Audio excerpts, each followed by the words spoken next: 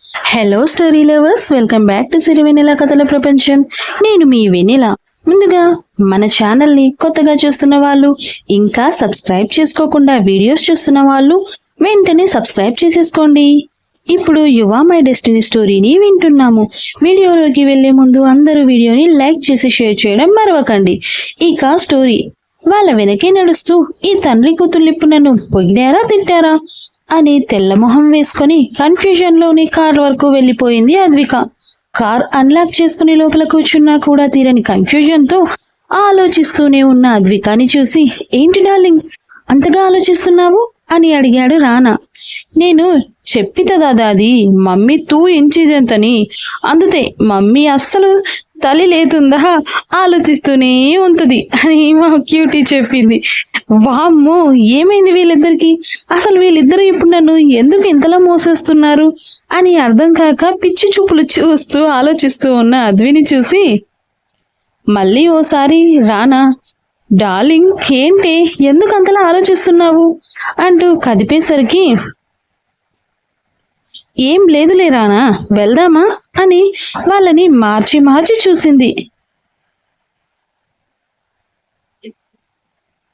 ఇక next day నుండి క్యూటీని స్కూల్కి పంపడం తీసుకురావడం అంతా రానా డ్యూటీనే. ఇప్పుడు రానా 2 months పాటు వెకేషన్ హాలిడే కూడా తీసుకోవడంతో ఎక్కడికి వెళ్లకుండా ఓన్లీ క్యూటీ అండ్ అద్వితో టైం స్పెండ్ చేస్తున్నాడు వీలైనంత వరకు. అలాగే షూటింగ్ కూడా కంప్లీట్ అయిపోయిన మూవీకి రిలీజ్కి కూడా ఇంకా 2 months టైం ఉండడంతో పైగా ఆ టైంలో డబ్బింగ్ వర్క్స్ చేసుకుంటున్నాడు రానా.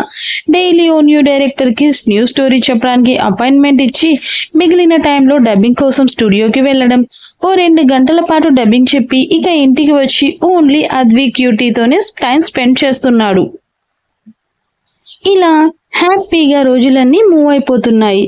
ఆఫ్టర్ 1 month అలా రోజులన్నీ హ్యాపీగా సాగిపోతూ ఉండగా వన్ ఫైన్ డే డైలీ రానా కన్నా ముందుగానే నిద్రలేచి క్యూటీని రెడీ చేయడంలో బిజీగా ఉండిపోయే అద్విక ఆ రోజు రానా లేచేసరికి ఇంకా నిద్ర లేవకపోతే అలసిపోయిందేమో అని తనే లేచి క్యూటీని లేపి రెడీ చేసి స్కూల్కి కూడా తీసుకెళ్లిపోయాడు రానా. సుజాత వాళ్ళు అద్వి గురించి అడిగితే తను రెస్ట్ తీసుకుంటుందని కాసేపట్లో కిందికి వస్తుంది అని చెప్పిన రానా క్యూటీకి బ్రేక్ఫాస్ట్ కూడా తానే తినిపించి తీసుకెళ్లాడు. ఇక తనని స్కూల్ దగ్గర డ్రాప్ చేసి ఇంటికి వచ్చాక కూడా ఇంకా నిద్ర లేవని అద్వికాని చూసి నెమ్మదిగా నిద్రలేపి, ఏంటి డార్లింగ్ ఇంకా లేవలేదు, ఎనీ హెల్త్ ప్రాబ్లం అంటూ తన నుదురు దగ్గర చెయ్యి పెట్టి చూస్తూ ఉంటే, నథింగ్ రానా, కాస్త నీరసంగా ఉంది ఒంట్లో అని చెప్పింది అద్విక.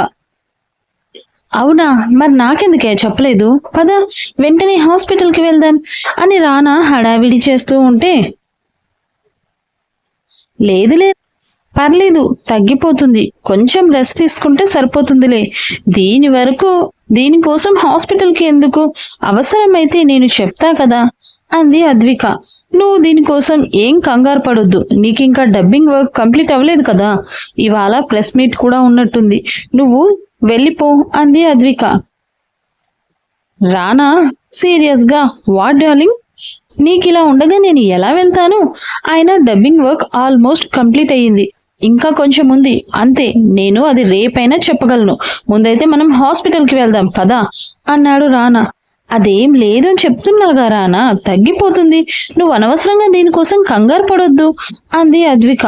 ఇక వెంటనే సీరియస్గా మారిపోయిన రానా, వాట్, ఏంటి అనవసరమా, ఏం మాట్లాడుతున్నావు నువ్వు, నీకు సంబంధించింది ఏదైనా నాకు అనవసరం ఏంటి అని గట్టిగా అడిగేసరికి రానా వాయిస్లోని సీరియస్నెస్కి జంకిన అద్విక తానే తగ్గి, అది కాదు రానా, ఎందుకు ఇంత చిన్న విషయానికి నా కోసం నీ వర్క్ పెండింగ్ పెట్టడం అని అలా అన్నాను అంతే అని నచ్చజెప్పడానికి ట్రై చేసింది. నో డార్లింగ్, ఇంకోసారి ఎప్పుడు అలా అనొద్దు, నాకు నీకన్నా క్యూటీ కన్నా ఏది ఎక్కువ కాదు, మీ ఇద్దరి తర్వాతే నాకు ఏదైనా కానీ, ఆల్మోస్ట్ డబ్బింగ్ వర్క్ కంప్లీట్ అయిపోయింది, అవ్వకపోయినా కూడా నాకు ఇంకా ఒకరోజు నేను డబ్బింగ్ చెప్పకపోయినంత మాత్రాన నష్టం లేదు కూడా, పద నువ్వు కాస్త ఫ్రెష్ అయితే మనం హాస్పిటల్కి వెళ్దాం అంటూ తనను బలవంతంగా లేపి నిల్చోబెట్టి వాష్రూమ్లోకి వెళ్ళమన్నాడు రానా. ఇంకా ఏం చెప్పినా రానా వినడని అర్థం చేసుకున్న అద్వి మెల్లిగా 2 అడుగులు వేసి కళ్ళు తిరిగి 3వ అడుగుకి రానా మీదే సోలిపోయింది. పడిపోతున్న అద్వికాని ఒడిసి పట్టుకున్న రానా, ఏంటి డార్లింగ్ ఇలా పడిపోయావు, ఏమైంది అని కంగారుగా తనని అలా పట్టుకొని బెడ్ మీద కూర్చోబెట్టేసి, మరీ ఎక్కువగా నీరసంగా ఉందా అని అడిగాడు. మరలాంటప్పుడు నాకు చెప్పలేదేంటే అని వెంటనే తానే వాష్రూమ్కి ఎత్తుకెళ్ళి బ్రష్ చేయించి ఫేస్ వాష్ కూడా చేయించుకొని రూమ్లోకి తీసుకొచ్చి బెడ్ మీద కూర్చోబెట్టాడు రానా. కిందికి కాల్ చేసి తన కోసం టిఫిన్ రూమ్కి పంపించమని కూడా ఆర్డర్ చేశాడు. ఎప్పుడూ లేనిది అద్వి కోసం వాళ్ళ రూమ్కి బ్రేక్ఫాస్ట్ పంపించమని చెప్పడంతో ఏమైందో అని కంగారుగా కౌసల్య సుజాత వాళ్ళు రూమ్లోకి రానే వచ్చేశారు. సుజాత గారికి బ్రేక్ఫాస్ట్ పట్టుకొని రావడంతో ఆవిడ చేతుల్లోంచి ప్లేట్ తీసుకొని రానానే అద్వికాకి స్వయంగా తినిపిస్తూ ఉంటే సుజాత కౌసల్య కంగారుగా, ఏంటి రానా ఏమైంది, ఎందుకు అద్వికి టిఫిన్ ఇక్కడికి పంపించమన్నావు అని అడిగింది కౌసల్య. హా మమ్మీ, దానికి ఒంట్లో బాలేదు, చాలా నీరసంగా ఉంది, కనీసం లేపి నిల్చోబెడుతుంటే కూడా నిలబడకుండా కళ్ళు తిరిగి పడిపోయింది, ఇందాక నా మీదే అని చెప్పాడు రానా. కౌసల్య సుజాత గారికి అద్విక మరో పక్కకి వెళ్ళి, అద్వి ఏమైంది అని కంగారుగా అడిగితే అద్విక మాత్రం వాళ్ళిద్దరిని చూస్తూ సిగ్గుపడుతూ తలదించేసింది. ఏం చెప్పిందో ఏం జరిగిందో చెప్పమంటే అలా సిగ్గుపడుతూ ఉంటావేంటే అని రానా కోప్పడేసరికి, రేయ్ నువ్వు నోరు మూసుకొని గైనకాలజిస్ట్కి కాల్ చేసి ఇంటికి రమ్మని చెప్పరా అంది కౌసల్య. ఎందుకమ్మా, ఏదైనా ప్రాబ్లమా? ఇందుకే నేను ఇందాకటి నుంచి అడిగింది, ఇదేమో నాకు చెప్పకుండా మీకు చెప్పేసిందా అని అద్వికాని గుర్రుగా చూస్తూనే టిఫిన్ తినిపించేశాడు రానా. రానా, నువ్వు ముందు నేను చెప్పింది చేయరా అంటూ కౌసల్య సంతోషంతో, నువ్వు జాగ్రత్తగా ఉండమ్మా, డాక్టర్ వస్తారు అని చెప్పి అప్పటి వరకు నువ్వు బయటకు రావద్దు అంటూ అద్వి నుదుటిన ముద్దు కూడా పెట్టుకొని ఇద్దరూ నవ్వుకుంటూ బయటికి వెళ్ళారు సుజాత కౌసల్య. ఏంటి మమ్మీ, దానికి ఒంట్లో బాగాలేదంటే మీరిద్దరూ ఏంటి అలా నవ్వుకుంటూ వెళ్తున్నారు అని రానా అరుస్తున్నా కూడా వినిపించుకోకుండా ఇద్దరు కిందికి వెళ్ళిపోయారు. అసలు వాళ్ళు ఏం చెప్పకుండా బయటికి వెళ్ళడంతో రానా అసహనంగానే డాక్టర్కి కాల్ చేసి ఇంటికి రమ్మని చెప్పాడు కూడా. 20 నిమిషాల తర్వాత రానా రూమ్లో డాక్టర్ గారు అద్వికాని చెక్ చేస్తూ ఉంటే రానా రూమ్ బయట అటు ఇటు టెన్షన్గా వెయిట్ చేస్తూ తిరుగుతున్నాడు. 10 నిమిషాలకి డాక్టర్ డోర్ ఓపెన్ చేసి చేయగానే సుడిగాలిలా రూమ్లోకి వెళ్ళిపోయాడు రానా. బెడ్ మీదే ఉన్న అద్వికాని దగ్గరికి వెళ్ళి, డార్లింగ్ ఏమైంది, అంతా ఓకేనా, ఎనీ ప్రాబ్లం, నీకు ఇప్పుడు నీరసం తగ్గిందా, ఎలా ఉంది అని నాన్ స్టాప్ క్వశ్చన్స్తో వాయించేశాడు రానా. అద్విక గారు, నేను చెప్పింది మీకు గుర్తుంది కదా, రేపు మీరు ఒకసారి హాస్పిటల్కి రండి, చెక్ చేసి మందులు రాసిస్తాను అండ్ డైట్ కూడా, ఇక నేను వెళ్ళొస్తాను అని అద్వికతో చెప్పి అక్కడే ఉన్న కౌసల్య గారితో ముందుకు నడిచింది డాక్టర్. వాళ్ళు ముగ్గురు కిందికి వెళ్తూ, మీ కోడలికి మరే ప్రాబ్లం లేదు Kausalya garu, she is perfectly all right, she is just 6th week now, 12th week complete అయ్యే వరకు జాగ్రత్తగా ఉంటే చాలు అని డాక్టర్ చెప్పడంతో రేపోసారి తనను హాస్పిటల్కి తీసుకువస్తే ఎలా ఉండాలి, ఏ మెడిసిన్ యూజ్ చేయాలో చెప్తాను అని ప్రికాషన్స్ చెప్పి వెళ్ళిపోయింది డాక్టర్.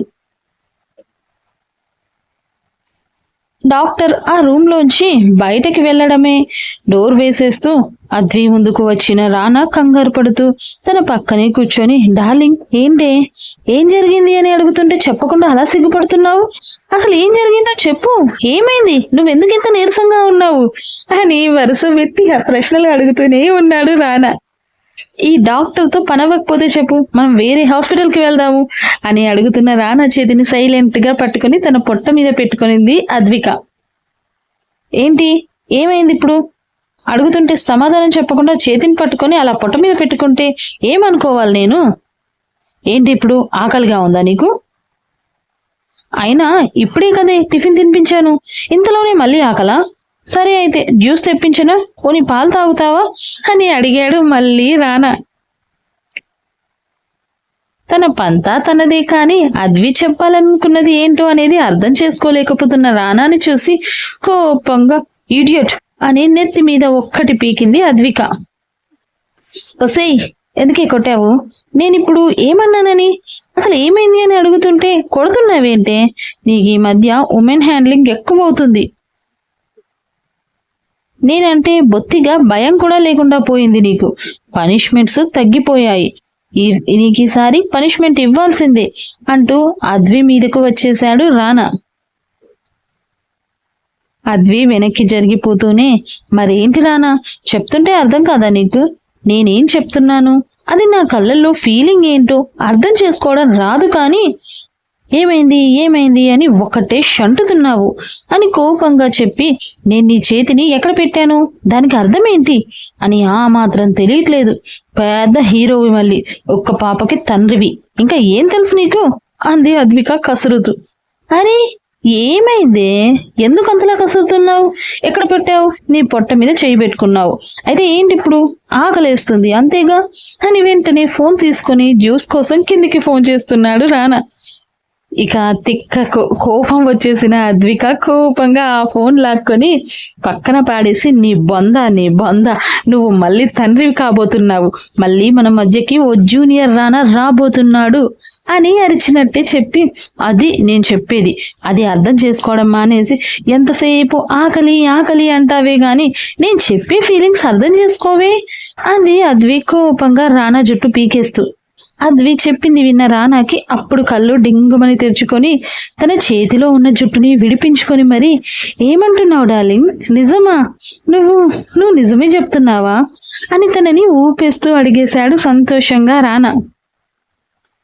నిజంగా నిజమే చెప్తున్నాను రానా, మళ్ళీ మన మధ్యలోకి ఒక బుల్లి రానా రాబోతున్నాడు. క్యూటీ కడుపులో ఉన్నప్పుడు నేను పొందలేని ఆనందాలన్నీ నా కొడుకు నాకు మళ్ళీ తీసుకొస్తున్నాడు అంది అద్విక.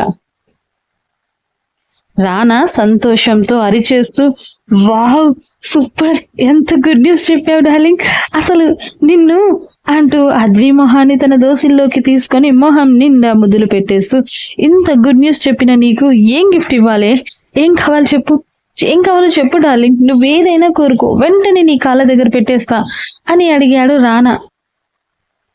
రానా సంతోషాన్ని చూస్తూ మురిసిపోయి అద్వి రానా చేతులని తన చేతుల్లోకి తీసుకుంటూ, నువ్వు ఎప్పుడు నాతో ఇలాగే ఉంటే నాకు అంతే చాలు రానా, నాకు ఇంకా ఏ గిఫ్ట్ అవసరం లేదు, నువ్వే నాకు పెద్ద గిఫ్ట్, నా లైఫ్లో నేను ఊహించని గిఫ్ట్, నేను అందుకోలేనేమో అనుకున్న పెద్ద వరం నువ్వు, ఎప్పటికీ లైఫ్ లాంగ్ నాతో ఇంతే హ్యాపీగా ఉంటే చాలు, ఇంకేం వద్దు అంది అద్విక.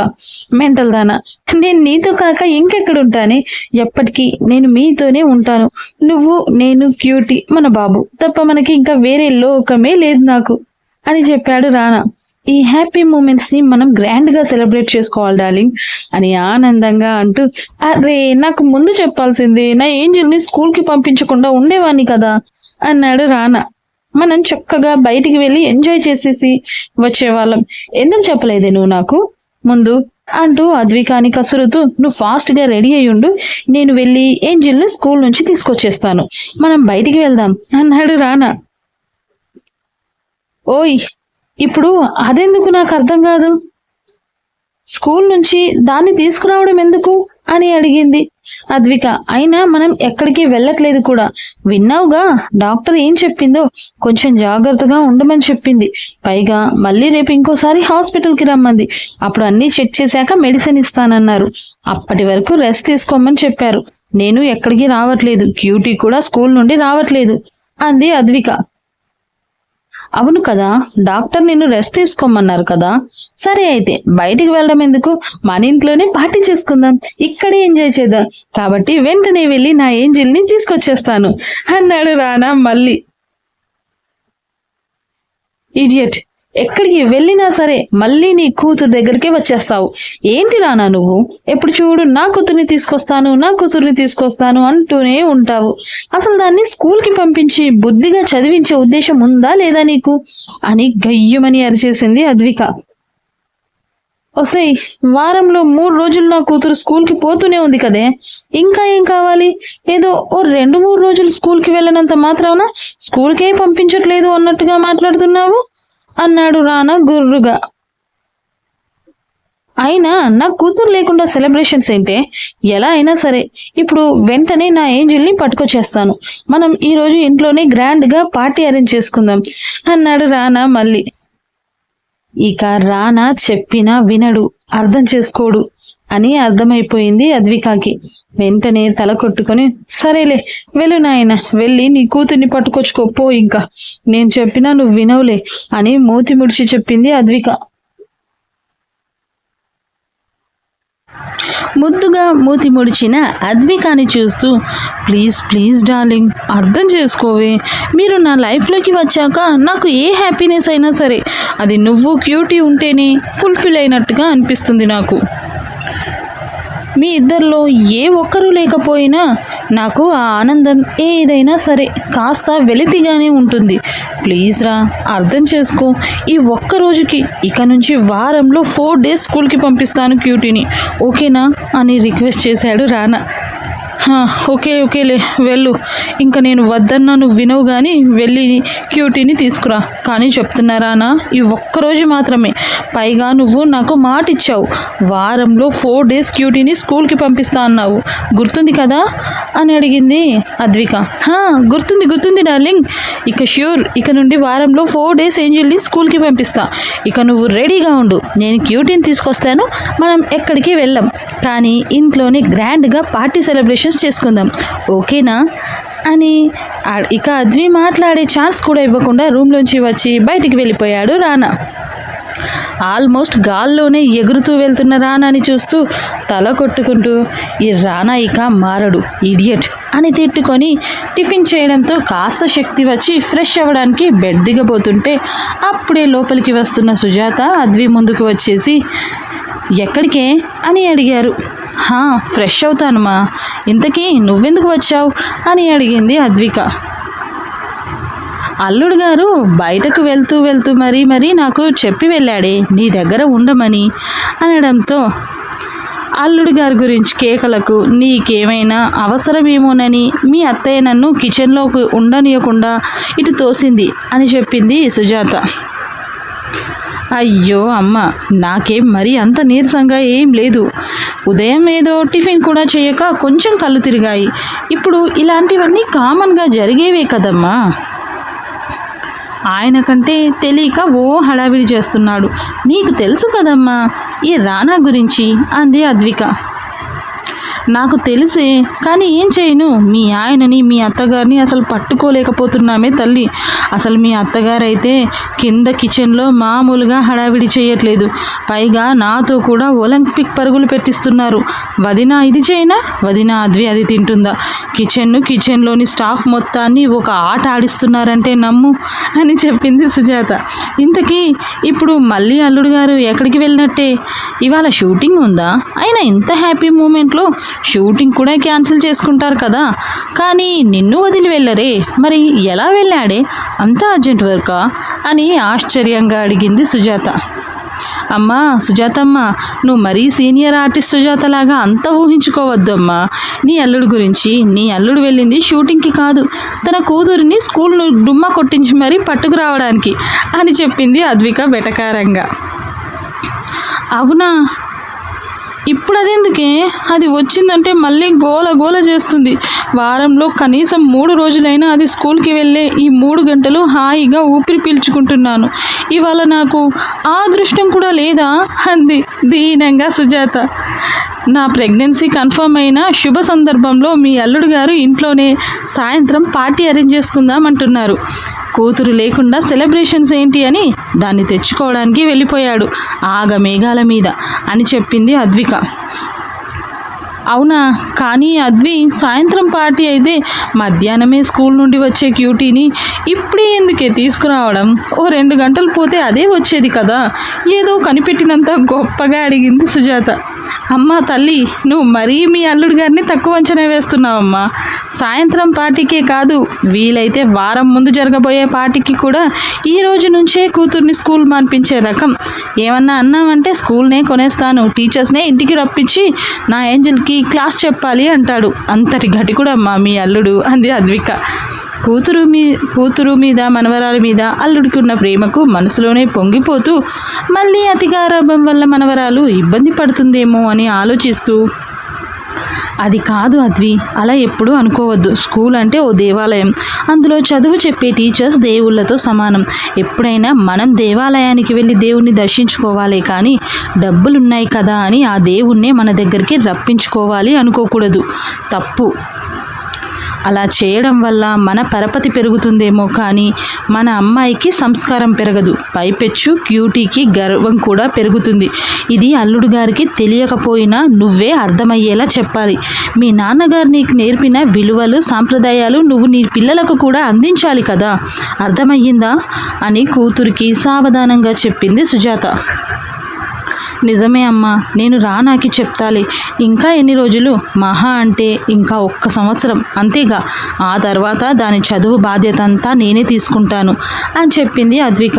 చాలా మంచి మాట చెప్పావు అద్వి, వెళ్ళి ఫ్రెష్ అవ్వు, కిందికి వెళ్దాం అనగానే అద్వి వాష్రూమ్లోకి వెళ్ళిపోయింది. అద్వి వాళ్ళు కిందికి వెళ్ళి దాదాపు 2 గంటలకు క్యూటీని తీసుకొని వచ్చాడు రానా.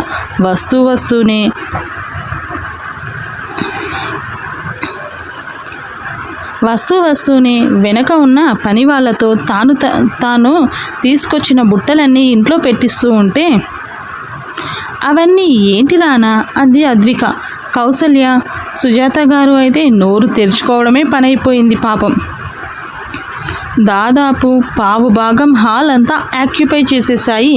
Fruits, juice bottles, ice creams, chocolates బాక్సులు, పచ్చి మామిడికాయలు, చింతకాయలు, నిమ్మకాయలు, కుంకుమ పువ్వు, ప్రోటీన్ షేక్స్, వాట్ నాట్ అన్నట్టు ప్రెగ్నెంట్స్ లేడీస్కి ఏవైతే క్రేవింగ్స్ ఉంటాయో అన్నీ పట్టుకొచ్చేసాడు రానా. ఏంటంటారేంటమ్మా, నా డార్లింగ్ కోసమే ఇవన్నీ. దానికి ఎప్పుడు ఏ టైంలో ఏం తినాలనిపిస్తుందో తెలియదు కదా, అందుకే ఇవన్నీ ఎప్పుడు స్పేర్గా ఇంట్లోనే ఉన్నాయనుకో, ఎప్పుడు ఏం కావాలన్నా తినేస్తుంది కదా అది అన్నాడు రానా కూల్గా నవ్వుతూ. అవును డాడీ, తమ్ముకి ఎప్పుడు ఏం తినాలన్నా ఏం తావాలన్నా నేనే తినిపించి అంటూ రానా మీద నుండి కిందకు దూకి అద్వి దగ్గరికి వెళ్ళి అద్విని లాక్కెళ్ళి సోఫాలో కూర్చోబెట్టి మరీ అద్వి మీదికి ఎక్కేసి, మమ్మీ నీ తమ్మిలో తమ్ము ఉన్నాడు కదా అని అడిగింది నవ్వుతూ. అద్వి కాసేపు రానా నుండి ధ్యాస మళ్లించి క్యూటీని చూసి నవ్వుతూ, అవును క్యూటీ, ఇంతకీ నీకెవరు చెప్పారు అని అడిగింది. డాడీ చెప్పి నా తమ్ముతుదా నాలాగే బ్యూటిఫుల్ ఉంటాడా అని అడిగింది క్యూటీ. అవును క్యూటీ, అచ్చం మీ డాడీ ఇలానే ఉంటాడు అని చెప్పింది అద్విక. అయితే నేను తమ్ము ఫ్రెండ్స్ అని క్యూటీ మురిసిపోతూ చెప్పడంతో, మరి నేను నీ ఫ్రెండ్ కాదా అంటూ క్యూటీ పక్కన కూర్చుని గారంగా అడిగాడు రానా. నువ్వు తుదా నా ఫ్రెండే డాడీ అంటూ క్యూటీ రానాకు కిసి ఇచ్చి చెప్పేస్తుంటే, ఒరేయ్ మీ ఆటలు తర్వాత రా, ఇప్పుడు ఇవన్నీ ఎక్కడ పెడతావు? వాటన్నింటికి మన ఫ్రిడ్జ్ కూడా సరిపోదు కదరా అంది కౌసల్య గట్టిగా అరిచేస్తూ. మమ్మీ ఎందుకంత కంగారు పడిపోతావు? నాకు ఆ మాత్రం కూడా తెలియదు అనుకున్నావా? కాస్త వెయిట్ చెయ్యి అంటున్నప్పుడే రానాకి ఫోన్ రావడంతో లిఫ్ట్ చేసి, సెక్యూరిటీ వాళ్ళని లోపలికి పంపించు అని చెప్పాడు. ఎవరిని రా పంపించమంటున్నావు అని కౌసల్య, ఎవరిని అని అద్వి అడుగుతూ ఉన్నప్పుడే కొత్తగా మరో 2 ఫ్రిడ్జ్లతో లోపలికి వచ్చేశారు పనివాళ్ళు. అందులో మినీ ఫ్రిడ్జ్ వాళ్ళ బెడ్రూమ్లోకి పెట్టిస్తే లార్జ్ ఫ్రిడ్జ్ వాళ్ళ ఫ్లోర్కి షిఫ్ట్ చేశారు. తర్వాత పని వాళ్ళకి చెప్పి తాను తెచ్చిన ఐటమ్స్ అన్నీ ఇంట్లో ఉన్న 3 ఫ్రిడ్జెస్లో సర్దేయమని చెప్పాడు రానా. ఇక అదే రోజు ఈవినింగ్ ఇంట్లో అతి తక్కువ మంది సమక్షంలో గ్రాండ్గా సెలబ్రేషన్స్ చేసుకున్నారు రానా వాళ్ళు.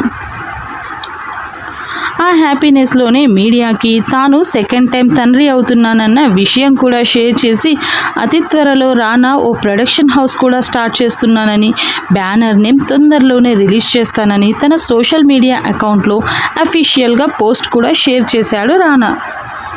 లాస్ట్ 1 more అప్డేట్ అంతే.